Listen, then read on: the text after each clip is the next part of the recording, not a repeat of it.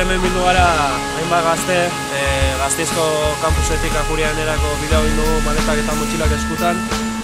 Gero eta argiago ikusten dalako ikasketak bukatuta bekariade gordinera kondenatuta gaudela gazteok, eta orokorrian bi aukera gogor, baino ez dizkigutela uzten gure bizitzetan, zala langabezia edo bestela atzerrira joan beharra.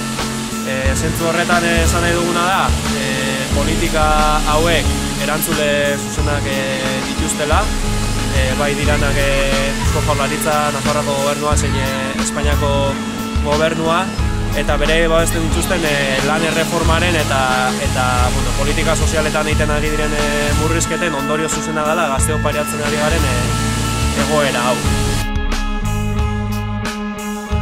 Bukala ere, Euskal Herrian ikasi lan eta bizitzeko eskubidea aldarrikatzen dugu, eta zentzu horretan gazteriari egiten diogu horren alde borrokatzeko, ez?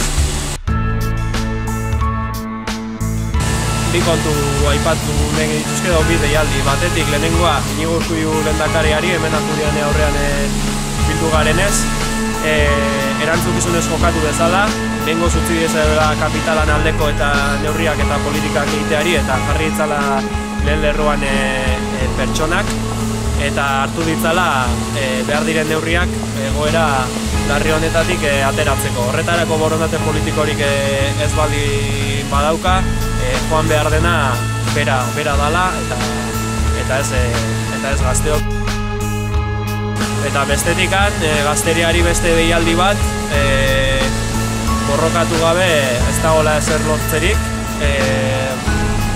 ezin ditugula utzi gure bizitzen gaineko erabakiak krisian erantzule diren kapitalista hauen esku, eta zentzu horretan kalera ateratzea eta borrokatzea dela daukagun aukera bakarra. Bestela badakigulako, bestela ere, bai patronalak, politikari ustelak eta kapitala orokorrean beraien planak aurrera ateratzen saiatuko dirala. Eta zentzu horretan, azken hilabete honetan ingogun kanpainari jarraiki, keinu bat eginez, greba orokorrean, maiatzaren 30ean kalera ateratzeko deia luzentzen dugu gazteriari, kolektiboa garelako eta subjektu gisa agertzeko gure aldarrikapena zabalduz eta gure eskubideen alde borrokatuz.